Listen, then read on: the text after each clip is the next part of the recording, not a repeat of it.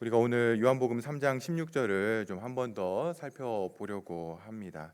이 요한복음 3장 16절의 핵심은 하나님의 사랑이 얼마나 큰가 하는 것이죠. 그래서 이 구절은 하나님이 세상을 이처럼 사랑하사로 시작을 합니다. 하나님을 거부하고 반역하고 대적하는 저와 여러분을 사랑하신 것이죠. 그리고 그 사랑이 하나님으로 하여금 독생자를 이 땅에 보내시고 또 모세가 광야에서 뱀을 든 것 같이 하나님의 진노와 저주의 대상으로서 예수께서 십자가에 달려 죽으시는 그 자리에 하나님께서 그의 독생자를 내어 주셨다라는 것입니다. 그리고 그 결과로 인해서 멸망하지 않고 영생을 얻게 되는 것입니다. 여러분, 멸망한다라고 하는 것 무슨 뜻입니까? 일반적으로 멸망한다라고 하면 그것은 어떤 부류의 사람들이 망해가지고 없어지는 걸 말을 하죠. 그러나 성경이 말하는 멸망은 이것보다 훨씬 더 심각합니다. 여러분 18절 보십시오. 그를 믿는 자는 심판을 받지 아니하는 것이요 믿지 아니하는 자는 하나님의 독생자의 이름을 믿지 아니하므로 벌써 심판을 받은 것이니라.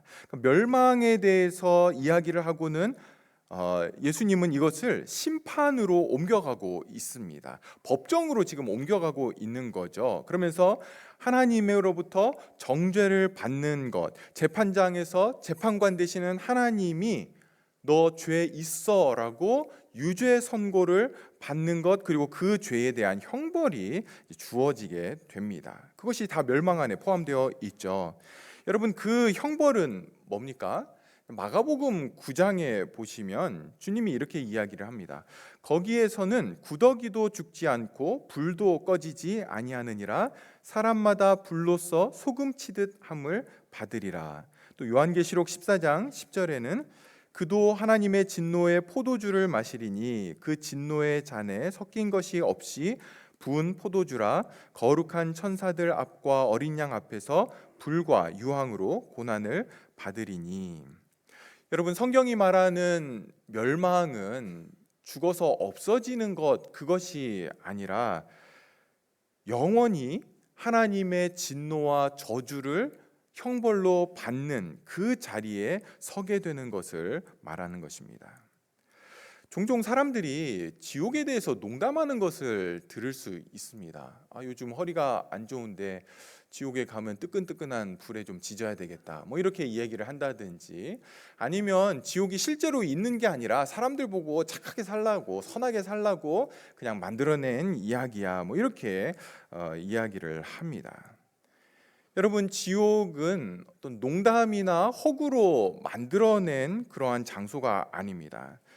주님이 십자가에서 죽으시면서 지옥의 고통과 고난이 어떤 것인지를 몸소 체험하셨고, 그리고 우리에게 보여주셨습니다. 죄로 인한 그 대가를 자신이 받을 때에 그게 어떠한 모습인지를 주님이 실제로 보여주는 사건이 십자가 사건이죠. 영원히 그 죄값을 치르는 것, 그것이 바로 멸망입니다. 하나님이 세상을 이처럼 사랑하셔서 독생자를 보내신 것은 바로 이 멸망으로부터 우리를 안전하게 구해내기 위해서였던 거죠. 근데 하나님이 주시는 이 구원은요, 멸망으로부터 멸망으로부터 피하는 것으로 끝나지 않고요, 영생이 선물로 주어지게 됩니다. 영원히 산다, 단어 자체는 그렇지만 성경이 말하는 영생은 그저 영원히 사는 것만 말하는 건 아닙니다. 앞에서도 봤듯이 지옥 또한 영원히 그곳에서 살게 됩니다. 성경이 말하는 영생의 가장 근본적인 의미는 예수 그리스도 안에 있는 생명을 내가 소유하는 것입니다. 그것이 영생이죠. 주님이 내가 곧 길이요 진리요 생명이라고 말씀하실 때에 그 주님의 생명을 소유하는 겁니다. 여러분, 이 생명은 우리 안에 감춰져 있거나 또는 잠들어 있는 것을 깨우는 것, 그런 생명이 아닙니다. 이 생명은 하나님이 주시는 생명이고요. 예수 그리스도가 가지고 있는 그 생명, 부활의 그 생명이 우리 안에 주어지게 되는 것이죠. 그런데 그 생명을 어떻게 소유하게 됩니까? 예수 그리스도와 우리가 연합하는 것을 통해, 연합함으로 인해 우리는 그 생명을 얻게 되는 것이죠. 주님의 생명이 내 안에, 나는 그 생명 안으로 들어가는 것, 그것이 예수 그리스도와 믿음으로 연합할 때에 일어나는 일입니다. 여러분, 왜 죄 용서함을 받기를 원하십니까? 이 질문은 여러분이 성도됨을 제대로 이해하고 있는지를 알 수 있는 굉장히 중요한 질문입니다. 왜 죄 용서함을 받고 싶어 하십니까? 죄가 그대로 있으면 앞에서 말한 그러한 멸망해야 하는 지옥에, 고통스러운 지옥에 가기 때문에 그렇습니까? 천국에 가기 위해 죄 용서함을 받기 원하십니까? 아니면 내 죄가 해결되지 않으면 어떤 죄책감에 깨림직하기 때문에 죄 용서함을 받기를 원하시나요? 죄 용서함은 하나님과 사귐을 갖기 위해서 반드시 필요한 것입니다. 그렇기 때문에 저와 여러분은 죄 용서함이 필요하고, 그리고 또 죄 용서함을 받아야만 합니다. 이렇게 생각해 보시면 조금 더 이해하는 데 도움이 되실 수 있는데요. 한 남편이 아내에게 뭔가 큰 잘못을 했습니다. 대부분 남편이 잘못하죠. 저희 집 이야기는 아니지만 어쨌거나 한 남편이 아내에게 큰 잘못을 하니까 이 부부 사이가 이제 굉장히 냉랭해지겠죠. 서먹서먹하고 서로 그냥 뭐 얼굴도 잘 안 쳐다보고 각자 알아서 그냥 없는 사람 취급을 하면서 지냅니다. 남편이 자기가 잘못했다는 것 알아요. 그런데 쭈뼛쭈뼛 하다가 결국 이제 용서를 구합니다. 내가 잘못했으니까 용서해 주구려, 이렇게 이제 용서를 구합니다. 여러분, 남편이 왜 아내에게 용서를 구합니까? 이 용서를 안 받으면 오늘 저녁에 따뜻한 밥을 못 얻어 먹을 것 같아서 용서를 구하는 겁니까? 아니면 용서받지 못하면 내 죄책감에 시달려서 내가 잠을 못 잘 것 같아서 용서함을 구하는 겁니까? 왜 용서를 받으려고 하죠? 아내와의 그런 친밀한 관계를 회복하기 위해서 그런 거죠. 아내와의 정상적인 관계를 위해서 죄 용서가 필요한 것입니다. 여러분, 하나님 앞에서의 죄 용서함도 마찬가지입니다. 하나님과 원래 누렸던, 그리고 누려야만 하는 그러한 친밀한 관계를 회복하기 위해서는 죄 용서함이 반드시 필요한 거죠. 그리고 그것이 바로 영생, 성도들에게 약속되고 주어진 영원한 생명이라고 할 때의 핵심이 바로 하나님과의 친밀한 관계입니다. 요한복음 17장 3절에 보시면 영생은 곧 유일하신 참 하나님과 그가 보내신 자 예수 그리스도를 아는 것, 이것이 바로 영생이라고 주님이 말씀을 하십니다. 여러분, 영생은 하나님과 예수 그리스도와 개인적이고 인격적인 그러한 관계를 맺고 친밀한 사귐을 갖는 것을 통해 그분을 알아가는 것이 영생입니다. 그렇기 때문에 영생은 천국에 가서 시작되는 것이 아니라 이 땅에서 시작이 되는 거죠. 하나님을 알고 예수 그리스도와의 친밀한 사귐을 통해 그분을 알아가는 그 영생이 성도들에게는 주어져 있는 겁니다. 여러분, 한국교회가 이 영생 또는 구원에 대해서 오해하는 부분들이 있습니다. 한번 구원을 받으면 그것으로 다 됐다, 이제 구원받았으니까 더 이상 지옥 갈 걱정 없다, 이렇게 생각하도록 교회가 가르치고 있습니다. 왜냐하면 영생을 하나님과의 친밀한 관계로 보지를 않고 장소의 문제로, 천국 가냐 지옥 가냐 어떤 이런 문제로 보기 때문에 그런 겁니다. 근데 이거는 핵심을 놓치고 있는 겁니다. 여러분, 한번 영생이 주어지면 절대로 그것을 잃어버리거나 취소되지 않는 것 맞습니다. 그러나 영생을 받았다라고 하는 것은 이례적인 게 아닙니다. 구원 한번 딱 받으면 그걸로 이제 나는 다 됐다, 이제 천국 갈 거니까 아무 걱정 없다, 예방접종 한 대 맞으면은 그냥 평생 그 병에 대해서 걱정하지 않고 지낼 수 있는 것, 그런 것이 영생이 아니라는 거예요. 영생은요, 끊임없이 하나님을 알아가고 하나님과 친밀한 교제를 누리고 싶은 그 마음이 우리 안에 시작이 된 겁니다. 물론 장소적인 천국, 지옥 다 있습니다. 그런데 그 장소가 중요한 게 아니고요, 거기서 무엇을 우리가 복으로 받았느냐 하는 것이죠. 성도 여러분, 영생은 끊임없이 하나님을 알아가는 것이고 그 안에서 기쁨을 누리는 것입니다. 그것이 성도들에게 주어진 영생입니다. 하나님이 저와 여러분을 사랑하셔서 아들을 보내주셨고 그 결과로 인해서 멸망하지 않고 영생을 얻는 이 결과를 주셨는데, 여러분, 하나님의 사랑과 독생자 예수, 그리고 그 결과인 멸망하지 않고 영생을 얻는 것, 이 두 개를 연결하고 있는 통로가 뭡니까? 믿음입니다. 이는 그를 믿는 자마다 하나님의 사랑으로 보낸 아들과 그 아들을 보내주신 것에 대한 결과를 얻게 하는 것, 그 두 개를 연결하는 것이 바로 믿음이라는 거죠. 지난주에 우리가 제한 속죄에 대해서 잠시 살펴봤는데요, 제가 들으시면서 다른 사람 생각하지 마십시오 이렇게 말씀드려도 여러분들의 생각 속에 절대 떠나지 않았던, 그러면 하나님이 선택하지 않으면 믿을 수 있는 기회조차 없는 건가, 어떤 이런 질문들이 있었죠.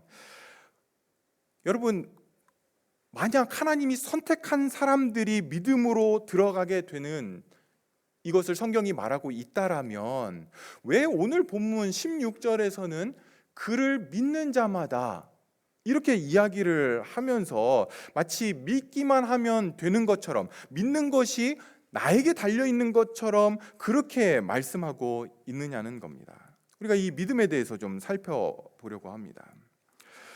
여러분, 하나님은 자신의 사랑을 증명하실 때 어떻게 증명하셨냐면 독생자를 보내시고 십자가에 죽이시는 것으로 그분이 우리를 사랑하고 있다라는 것을 확증하셨습니다. 증명해서 보여주신 것이죠. 그리고 이 하나님의 사랑은 누구에게나 죄의 많고 적음이나 죄의 양이나 죄의 질이나 이런 것과 상관없이 모든 사람을 사랑하신 것입니다. 이는 그를 믿는 자마다, 누구든지 whoever, 그를 믿는 자마다 하나님의 사랑을 받는 것입니다. 차별이 없죠. 제한이 없습니다. 그런데 그 하나님의 사랑에 대한 인간 편에서의 바른 반응은 무엇냐면 믿음입니다. 믿음입니다. 선한 사람이 되는 것도 아니고요, 교회에 더 많이 나오는 것도 아니고요, 봉사를 더 열심히 하는 것도 아닙니다. 모든 그런 것들은 믿음 이후에 믿음에 뒤따라 오는 것이지, 믿음 외에는 우리를 하나님의 사랑에 더 깊이 들어가게 하는 것은 없습니다. 그러면 이제 여기서 우리에게 질문이 생길 수 있죠. 왜 믿음인가? 왜 오직 믿음으로만 구원을 얻게 하셨는가? 선행이나 봉사나 나를 희생하는 거, 아니면 재산 절반을 바치면 너 구원시켜 줄게, 어떤 이런 것으로 하면 우리가 좀 납득할 만하죠. 그런데 하나님은 이 구원이라는 것을 오직 믿음으로만 들어갈 수 있도록 그렇게 하셨습니다. 이 질문에 답하기 위해서는 우리는 성경이 말하는 믿음이 뭔지를 알아야 됩니다. 많은 성도들이요, 믿음을 자신이 생각하는 것으로 믿음의 개념을 가지고 있는데, 세상이 말하는 믿음의 개념과 성경이 우리에게 요구하는 믿음은 전혀 다릅니다. 여러분이 오늘 이렇게 교회 건물에, 교회당에 와서 앉아 계시는데요, 이렇게 앉아 있을 수 있는 이유는 이 건물이 무너지지 않을 거라고 하는 믿음이 있기 때문이죠. 만약 여러분이 이 건물이 언제라도 무너질 수 있겠다라고 하는 그런 의심이 든다라면, 이 건물에 대한 믿음이 없다라면 여기 앉아 있을 수가 없습니다. 우리가 예배 끝나고 친교부에서 준비해 주신 이런 사랑의 떡과 또 빵을 함께 교제하면서 간식으로 먹게 될 텐데요, 여러분이 만약 믿지를 못하고 봉사부, 친교부를 믿지 못하고 여기에 독극물이나 뭔가 해로운 게 들어있다라고 의심이 되는 순간 어떻게 하시겠습니까? 일단 봉사부에서 이렇게 사랑으로 이렇게 이거 드세요라고 하니까 일단 받아는 놓겠죠. 그리고 책상에 앉아서 어떻게 하겠습니까? 옆 사람을 보겠죠. 먼저 먹나 안 먹나. 그리고 시계를 보면서 한 5분 정도 10분 정도 기다렸다가 혈색이 변하는지 뭐 이렇게 막 기침을 하고 뭐 이러지 않는지 보고 난 다음에 안 그러면 괜찮구나 하면서 이제 떡을 드시게 될 겁니다. 근데 그러지 않고 여러분들이 드시는 이유는 믿음이 있기 때문에 그런 거죠. 이게 안전하다라고 하는 믿음이 있기 때문에 그렇습니다. 그런데 여러분, 이 땅에서 우리가 가지고 있는 삶 속에서 가지고 있는 이 믿음들은 다 무엇과 관련되어 있습니까? 사실은 경험과 관련되어 있습니다. 또는 확률과 관련되어 있는 거죠. 자동차를 타고 안전한 차를 타려고 하는 건 확률과 관한 것입니다. 지난주도 괜찮았고 그 전주도 괜찮았고 1년 전에도 괜찮았고 10년 전에도 괜찮았다라면 오늘도 괜찮겠지라고 하는 경험이 축적되어서 우리는 이 건물에 대한 또는 뭐 여러 가지 것에 대한 믿음을 가지고 있습니다. 하지만 오늘 본문에서 이는 그를 믿는 자마다라고 할 때의 이 믿음은요, 확률이나 경험에 의해 만들어지는 믿음을 말하는 것이 아닙니다. 왜냐하면요, 믿음의 결과인 멸망하지 않고 영생을 얻는 것이 경험적으로 확인되어질 수 있는 성질의 것이 아니기 때문에 그렇습니다. 또 그것이 일회적인 경험이 아니라 영생을 받으면 이것은 계속되는 그러한 것이죠. 있다가 없고 또 없다가 있고 뭐 이렇게 할 수 있는 그런 것이 아닙니다. 그러면 성경이 말하는 믿음은 무엇입니까? 우리가 믿음에 대해서 계속 이야기하면서 제가 말씀드리는 것은 기독교의 믿음은 나의 확신, 나의 의지력, 내 굳은 결심, 이게 중요한 게 아니라 항상 믿음의 내용, 믿음의 대상이 중요하다. 거기에 강조점이 있다라고 했습니다.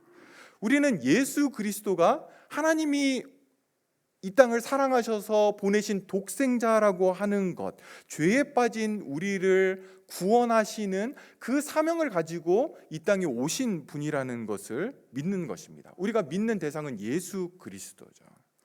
근데 여러분, 믿음은 단순한 지적 동의 또는 이해하고 그래 그거 맞아 나 인정해라고 하는 여기에서 그치지 않습니다. 긍정적인 사고도 아니고요, 어떤 희망사항도 아닙니다.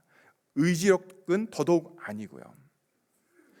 성경이 말하는 믿음은 전적인 신뢰와 의지를 가리키는 것입니다.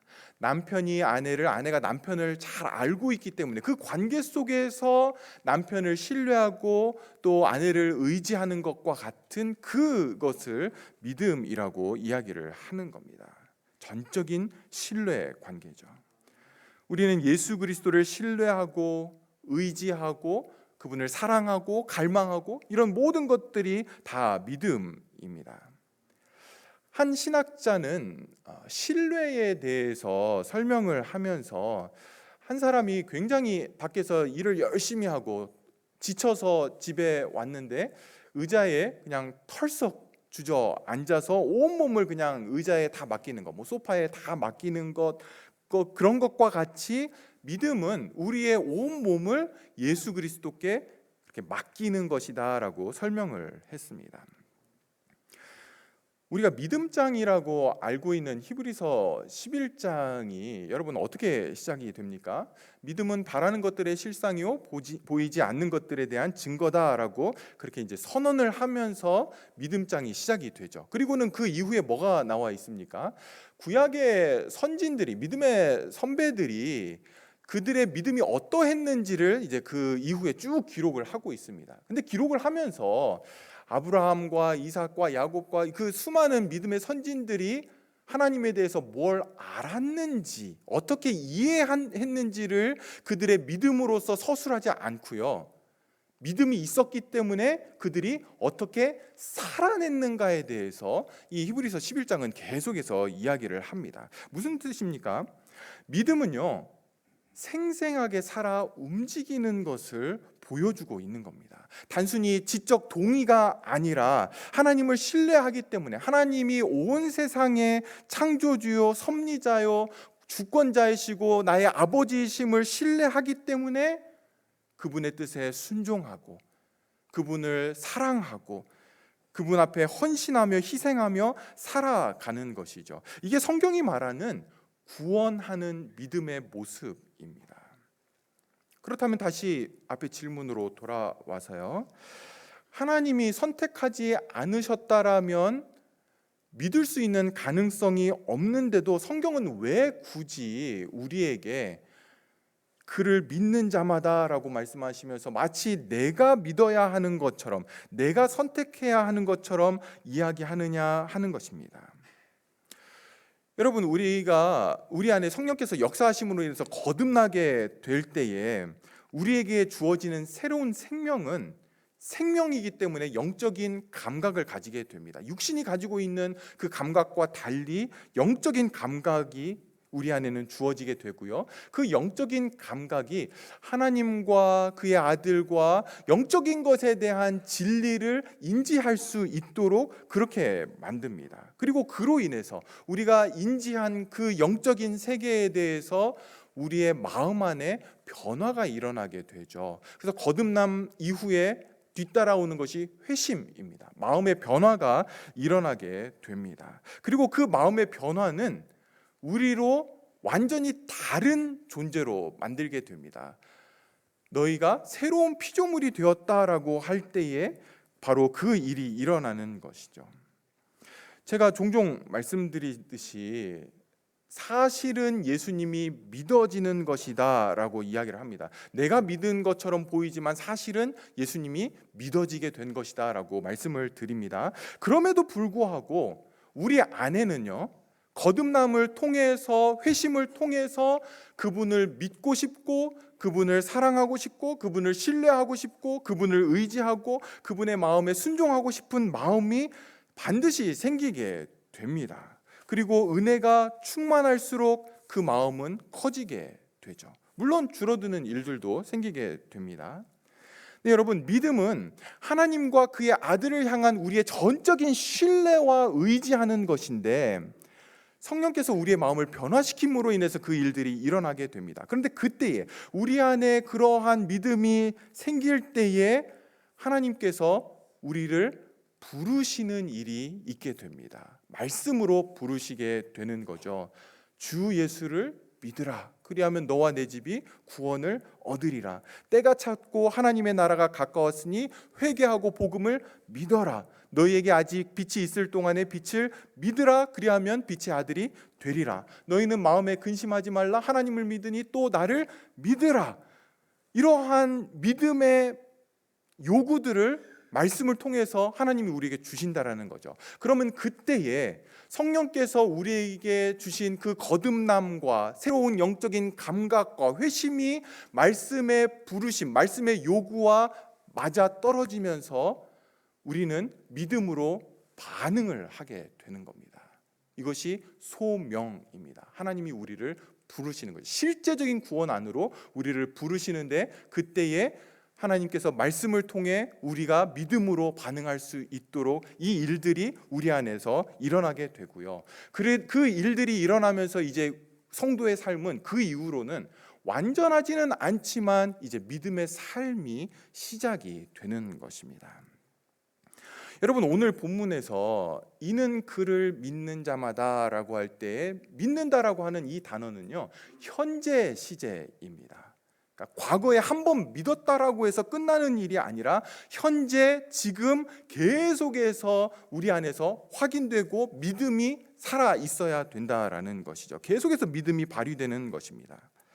성경이 성도들에게 요구하는 삶은 믿음의 삶입니다. 믿음이 없이도 가능한 성도의 삶은 단 하나도 없습니다. 일거수일투족 성도의 모든 삶은 다 믿음으로 사는 것이죠. 그래서 바울 사도는요, 믿음을 따라 하지 아니한 모든 것이 다 죄다라고 그렇게 이야기를 합니다. 성도의 삶은 다 믿음으로만 살아가야 하는 삶입니다. 여러분, 왜 하나님은 오직 믿음으로만 구원을 주십니까? 왜 믿음으로만 주시죠? 그 이유는 하나님을 영화롭게 하는 가장 뛰어난 방법이 믿음이기 때문에 그렇습니다. 우리의 구원을 바라보는 최고의 뷰포인트, 관점이 뭐냐면 하나님의 영광입니다. 우리의 모든 구원은 다 무엇을 향해 가냐면 하나님의 영광을 향해 가고 있는데, 그것을 하나님의 영광을 드러내는 것에 있는데, 그 하나님의 영광의 관점에서 볼 때에 그것을 가장 잘 드러내는 구원의 방법은 바로 이 믿음입니다. 전적으로 예수 그리스도의 공로만 의지하고 인정하고 신뢰하는 것이죠. 믿음에 무엇이라도 덧붙이면, 작은 것이라도 덧붙이면 그것은 성경이 말하는 믿음이 아닙니다. 하나님이 은혜를 주셔도 내가 그거 붙잡아야 돼 라고 하는 순간 하나님의 영광은 나뉘게 되는 거죠. 내가 붙잡은 것과 하나님이 주신 그 은혜가 둘이 영광을 갈라먹게 되는 겁니다. 이거 하나님 허락하지 않습니다. 믿음이라고 할 때에 그것은 우리의 모든 구원은 전적으로 100% 예수 그리스도, 하나님과 그분의 아들을 통해서만 우리에게 주어진 것이다 라는 겁니다. 갈라디아서를 보면 바울이 내가 전한 복음 외에 다른 복음을 전하면 천사라도 저주를 받을 것이다, 아주 강하게 이야기를 하죠. 바울은요, 하나님의 영광을 조금이라도 가르는 그러한 복음, 그것은 거짓 복음이고 그 복음을 전하는 자는 저주를 받을 것이다 라고 이야기를 합니다. 끊임없이 그러한 복음과 싸웠고, 우리의 신앙의 선배들은 우리 안에서, 내 안에서 일어나는 그 싸움들을 계속해서 해왔던 겁니다. 끊임없이 내 안에서 나의 그 크레딧을 내세우려고 할 때, 나의 자랑을 내세우려고 할 때, 나의 영광을 내세우려고 할 때, 그래도 내가 이거 했으니까, 그래도 내가 믿음으로 붙잡았으니까, 내가 그래도 의지를 가지고 하나님 믿었어라고 끊임없이 요구하고 이야기하려고 하는 그것에 대해서 아니야, 오직 예수 그리스도, 하나님께서 보내신 그 아들 예수 그리스도를 통해서만 내 구원이 일어난 거야. 그렇기 때문에 자랑할 것이 없도록 그렇게 만든 것입니다. 종교 개혁자들은 이신칭의, 오직 믿음으로만 의롭게 된다라고 이야기를 했고요. 구원이 오직 믿음으로만 이루어지기에 솔라 피데, 오직 믿음으로만이라고 하는 그러한 표어를 가지고 그것을 선포하면서 종교 개혁을 일으켜 왔던 것입니다. 믿음은 하나님을 영화롭게 하는 최고의 방법입니다. 여러분, 우리가 믿는다라고 할 때에 어떤 하나님의 존재를 믿는 것 아니죠. 예수님이 2000년 전에 실제로 살아계셨다, 뭐 어떤 이러한 것을, 팩트를 믿는 것을 말하는 게 아닙니다. 포함하죠. 그러나 그것만 믿는 게 아닌 것은 야고보서 2장 9절에 보시면 내가 하나님은 한 분이신 줄 믿느냐, 잘하는도다 귀신들도 믿고 떠느니라, 이렇게 이야기를 합니다. 여러분, 귀신들도 믿음이 있습니다. 하나님이 한 분이신 것, 사탄은 너무너무 100% 믿고 있고요. 그렇게 믿기 때문에 어떻다라고 이야기합니까? 믿고 떤대요. 그 진리 앞에, 그 사실 앞에 사단은 하나님에 대한 믿음 때문에 막 떨린다라고 그렇게 이야기를 합니다. 그러나 이것이 믿음을 주는, 믿음을 얻는, 구원을 얻는 믿음은 아닌 거죠. 왜 그렇습니까? 사단은 하나님을 영화롭게 하고 싶은 마음이 전혀 없기 때문에 그렇습니다. 사단이 가진 믿음은 하나님을 영화롭게 하지도 못합니다. 믿기는 하지만 구원을 얻을 수 없는 믿음인 거죠. 반대로 하나님을 영화롭게 하는 믿음은 그러면 어떤 것입니까? 여러분, 요한복음 1장 12절 한번 보시죠. 우리가 잘 아는 말씀인데요. 요한복음 1장 12절에 이렇게 이야기를 합니다. 영접하는 자, 곧 그 이름을 믿는 자들에게는 하나님의 자녀가 되는 권세를 주셨으니. 믿음을 어떻게 설명합니까? 영접하는 것과 하나님의 아들 예수님의 이름을 믿는 것이 같은 것다라고 이야기를 하면서 믿음이 곧 영접하는 거다라고 그렇게 이야기를 하죠. 영접하는 것은 환영하는 겁니다. 웰커밍 하는 거고, 내가 receive, 그분을 이렇게 받아들이는 겁니다. 예수님을 적극적으로 받아들이는 거죠. 나는 그렇게 예수님을 원하지는 않고 또 굳이, 그런데 뭐 고통스러운 지옥에 안 가고 천국에 가야 된다라면 그래, 내가 믿을게. 이거 구원 얻는 믿음 아닙니다. 이것은 예수님을 영접하는 모습이 아닌 거죠.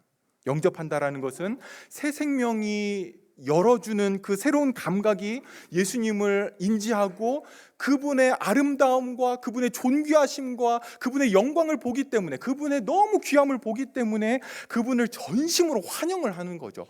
예수님, 저 정말 당신이 내 삶에 들어오기를 원합니다라고 적극적으로 받아들이고 믿음으로 반응하는 것입니다. 다른 어떤 것도 아닌 전 인격이 예수님 자신을 원하고 환영하는 거죠. 예수님으로 인해 얻어지는 다른 것이 아니라 예수님 자신을 환영하고 영접하는 것, 적극적으로 받아들이는 것, 그것이 예수님을 영화롭게 하는 것이고, 그것이 구원 얻는 믿음의 모습입니다. 이런 분들이 계세요. 나도 그렇게 믿고 싶은데 그렇게 안 믿어집니다라고 그렇게 말씀하시는 분들이 있습니다. 어떻게 해야 됩니까?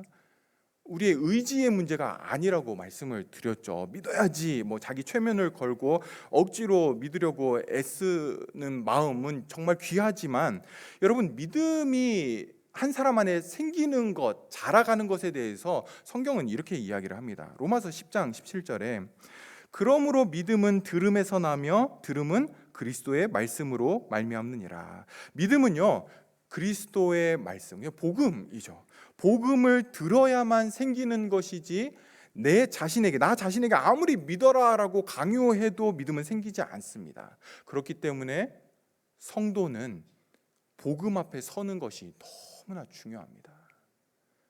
교회가 해야 될 일 중에 이것보다 더 중요한 것은 없습니다. 교회에서 끊임없이 바른 복음이 선포되어야만 합니다. 그래야 믿음이 생기게 되기 때문에 그런 거죠. 여러분, 우리가 요한복음 3장 16절을 세 번째 보고 있는데, 이렇게 우리가 자세하게 살펴보는 것이 너무나 중요한 이유는 이러한 본문들이 믿음을 우리에게 일으키는 직접적인 말씀이기 때문에 그렇습니다.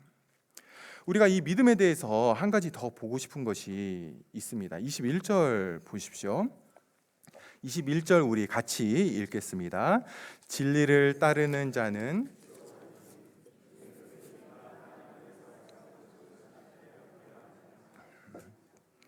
여러분, 예수 그리스도를 참되게 믿는 성도는 빛으로 나오게 된다라고 이야기를 하죠. 그리고 그 행위가 그 앞에서 드러나게 됩니다. 이거는 믿지 않는 사람들도 마찬가지죠. 예수님 앞에 나오지 않는, 빛으로 나오지 않는 이유는 자기 행위가 드러날까 봐 나오지 않는데, 성도들은 빛으로 나옵니다. 왜요? 자기 행위가 그 빛 안에서 드러나기 때문에 그렇습니다. 그런데 어떤 행위가 드러나게 됩니까? 어떤 우리가 행한 선하고 착한 일들이 예수님 안에서 드러나게 됩니까? 다시 본문 보십시오. 그 행위가 하나님 안에서 행한 것임을 나타내려 합니다. 이렇게 이야기를 하죠. 영어 성경은 이렇게 이야기합니다. It may seem plainly that what he has done has been done through God.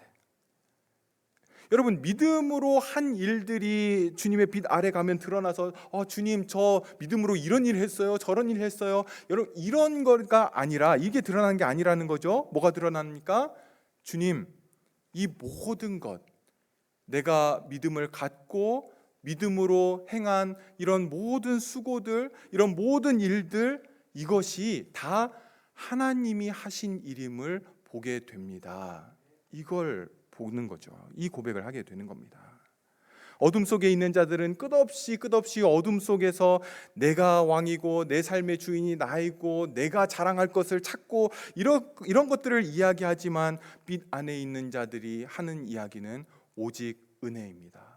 오직 하나님이 하셨습니다. 이 이야기만 하게 되는 거죠. 그래서 여러분 요한계시록에 보시면 성도들이 하나님 앞에 설 때에 하나님께서 면류관을 주시죠. 그런데 그 면류관을 쓰고 천국을 막 돌아다니면서 나 면류관 얻었다 이렇게 하지 않습니다. 어떻게 합니까? 면류관을 벗어서 보좌 앞에 드립니다. 왜요? 이 구원이 내가 받아야 될 영광이 아니라는 것을 보게 되는 거죠. 구원이라고 하는 놀라운 은혜와 복을 그리고 영광을 예수 그리스도와 함께 영광을 누리게 되지만 같이 쉐어하게 되지만 그러나 우리는 알죠. 하나님의 빛 앞에 설 때에 이게 내가 한 게 아무것도 없어서 면류관을 벗어서 보좌 앞에 드리고 그분만 영광을 받도록 하는 것입니다. 이제 말씀을 정리하겠습니다. 사랑하는 여러분, 믿지 않는 것은 내 책임이고 믿는 것은 하나님의 은혜입니다. 예수 그리스도께 나오지 않는 것에 대해 멸망, 심판, 하나님의 심판을 받게 될 것이고 그로 인해서 믿지 않는 자들은 마지막 날에 하나님이 얼마나 의로우신 분이신지를 보게 될 겁니다. 그러나 믿음이 있는 자들은 마지막 날에 하나님이 얼마나 큰 사랑을 나에게 베푸셨는지를 보게 될 겁니다. 우리가 예수 그리스도께 나왔다라면 영생을 얻게 될 것이고 그날에 우리는 지극한 하나님의 은혜와 사랑 앞에 그분을 영화롭게 하게 될 것이죠. 사랑하는 여러분, 여러분을 예수 그리스도를 믿는 믿음 안으로 초청합니다. 누구든지 지금까지 어떤 삶을 살았건 어떤 죄를 지었건 얼마나 악하건 상관없이 누구든지 이 하나님의 약속을 믿고 신뢰하고 그분 앞에 믿음으로 반응하기만 하면 하나님의 그 큰 사랑이 이미 그 안에 거한 것입니다. 나는 좀 더 알아야 되겠다. 목사님, 하나님 계신 거 나에게 좀 보여주면 내가 믿을게요. 증거를 좀 보여주세요라고 생각하시는 분들 있습니까? 여러분, 성경은 이해되어야 믿음이 생기는 것이라고 말하지 않고요. 믿음으로 반응할 때에 복음이 이해되고 확증된다라고 그렇게 말씀을 합니다. 진리는 믿음으로가 아니면 열리지가 않습니다. 더 알고 믿어지는 게 아닙니다. 문제는 지식의 부족이 아니고 우리의 마음이 하나님의 그 진리로부터 왜곡되어서 하나님의 선하심을 받아들이지 않는 우리의 마음이 문제입니다.